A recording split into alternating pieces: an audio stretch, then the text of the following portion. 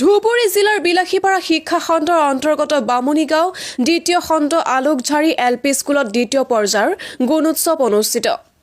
শেহতীয়াকৈ অসম ৰাজ্যৰ কেইবাখনো জিলাত আৰম্ভ হৈছে অসম শিক্ষা বিভাগৰ দ্বিতীয় পৰ্যায়ৰ গুণোৎসৱ।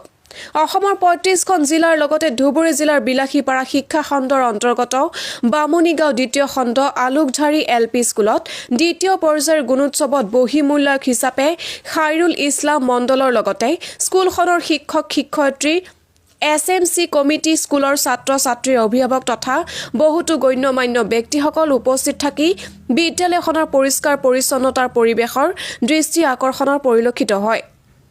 বিদ্যালয়খনৰ আন্তঃগাঁথনিৰ অভাৱত বিদ্যালয়ৰ কণ কণ ছাত্ৰ-ছাত্ৰীসকলে বিদ্যালয়খনৰ চৌহদত কেনেকৈ পাঠদান কৰি আছে চাওক আপোনালোকে এই দৃশ্যলৈ মন কৰক।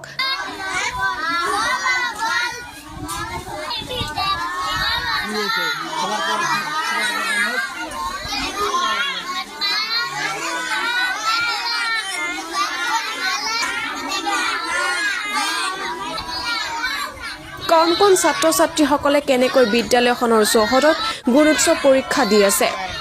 বিদ্যালয়খনত আন্তঃগাঁথনিৰ অভাৱত বিদ্যালয়ৰ চৌহদত পাঠদান কৰা আৰু পৰীক্ষা লোৱাত বহুতো অসুবিধাৰ সন্মুখীন হৈছে বুলি বিদ্যালয়খনৰ প্ৰধান শিক্ষক গুণোৎসৱৰ বহিমূল্যায়ক বিষয়া খাইৰুল ইছলাম মণ্ডল মহোদয়ে বিভাগীয় কৰ্তৃপক্ষক লৈ বিদ্যালয়খনত আন্তঃগাঁথনি দিয়াৰ বাবে আমাৰ সাংবাদিকৰ সাক্ষাৎকাৰত জনায়।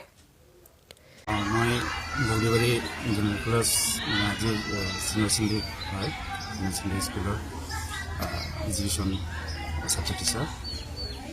আজি গুণোৎসৱৰ দ্বিতীয় দিন ডিউটি কৰিবলৈ ওলাইছোঁ আজি এক্সটাৰ্নেল ৰেগুলেটৰ হিচাপে। তো এইখন স্কুলৰ নাম কি আছিল বামুণীগাঁও পাৰ্ট 2 আলোকঝাৰী স্কুলত আহিছে। গুণোৎসৱ একচুৱেলি পাতিব লাগে।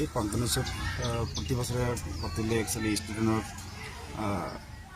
নিশ্চয় ডেভেলপ হ'ব বুলি আশা কৰা যায়। প্ৰতি বছৰে শিক্ষকসকলেও অলপ কনচাৰ্ণ হ'ব কেনেকৈ পঢ়োৱা যায় আৰু কেনেকৈ ডেভেলপ কৰিব পৰা যায়। একচুৱেলি এখন স্কুলৰ আন্তঃগাঁথনি যেনেকুৱা ধৰণৰ থাকিব লাগে আমি তেনেকুৱা ধৰণৰ এইখন স্কুলত আমি পোৱা নাই। Alokjhari LP school part 2 Alokjhari LP school বুলি কয়। আন্তঃগাঁথনি একেবাৰে নায়েই। তাৰমানে ইয়াত আমি কোনো মানে ৱাল দেখা নাই, স্কুলৰ বিল্ডিং দেখা নাই, ছাত্ৰ ছাত্ৰীসকলে বহিবলৈ চেয়াৰ নাই, বেঞ্চ নাই, ডেস্ক নাই, চেয়াৰ নাই, শিক্ষকৰ বহিবলৈ চেয়াৰ নাই। মানে সেইকাৰণে অসম চৰকাৰক আহ্বান জনাম যে যাতে স্কুলখন কেনেকৈ ডেভেলপ কৰিব পৰা যায়, কেনেকৈ অনুদান দিব পৰা যায় সেইখিনি ব্যৱস্থা যাতে কৰে এইখিনি হয়। আৰু আজি আমি দেখা পাইছোঁ যিহেতু কিছুমান ষ্টুডেণ্টক বাহিৰত ওলাই দিয়া হৈছে এক্সাম লোৱাৰ অসুবিধা হোৱাৰ কাৰণে। এতিয়া আপোনালোকে এক্সামটো কেনেকৈ ল'ব? ইয়াতক ক'ত এক্সামটো ল'বলৈ দি আছে বা বাকী একেলগে এক্সামটো হৈ আছে নেকি? এক্সাম মানে বাকী সৰু সৰু যিবিলাক ক্লাছ 1 আছে 1 আৰু 2 ৰ ষ্টুডেণ্টবিলাক ইয়াতে কাষতে থকা অংগনবাড়ী এখন চেণ্টাৰ আছে তাতে বহাই দিছোঁ। আৰু বাকী 3, 4, 5 খিনি ইয়াতে আমি এইখন এটা সৰু ৰুম আছে ইয়াতে আমি বহাই দিছোঁ। মানে কেনেকৈ চলাম পৰীক্ষা সেইটো মানে চিন্তা কৰি আছোঁ। গতিকে এনেকুৱা ধৰণৰ হ'লেতো বহুত প্ৰব্লেমো হয়, ষ্টুডেণ্টক পঢ়াব প্ৰব্লেম হয়। ইমানবিলাক ষ্টুডেণ্ট ক্লাছ 1ৰ পৰা ক্লাছ 5লৈকে এটা সৰু এটা ৰুমত কেনেকৈ ছাৰবিলাকে ক্লাছ কৰে মইতো আহিয়ে মানে বহুত মানে অলপ মানে চিন্তিত হৈছোঁ। আৰুতো পৰীক্ষাটো আমি কেনেকৈ ল'ম তাকলৈ এটা চিন্তা কৰিছোঁ। সেইকাৰণে কিছুমান সৰু সুৰা বাচ্চাবিলাক ক্লাছ 1ৰ পৰা 2লৈকে যিবিলাক বাচ্চা আছে সেইবিলাকক আমি বেলেগ এখন ইয়াত মানে কি আছে অংগনবাড়ী চেণ্টাৰ এটা আছে তাত আমি বহাই দিছোঁ। হয়, এনেদৰে সদায়তো এটা স্কুলৰ পৰা আনটো স্কুলত যাই কিনে এক্সাম দিব নোৱাৰে। এই সন্দৰ্ভত আপুনি কি জনাব? গতিকে অসম চৰকাৰে যাতে আৰু বিল্ডিং চিল্ডিং ইত্যাদি দিয়ে ইয়াত, যাতে ছাত্ৰ ছাত্ৰীসকলে ভালদৰে বহিব পাৰে, ভালদৰে পঢ়িব পাৰে, ছাৰসকলে শিক্ষকসকলে ভালদৰে ছাত্ৰ ছাত্ৰীসকলক পঢ়াব পাৰে। সেইকাৰণে চৰকাৰক নিশ্চয় আহ্বান জনাম যে চৰকাৰে যাতে ইয়াত নিশ্চয় বিল্ডিং দিয়ে।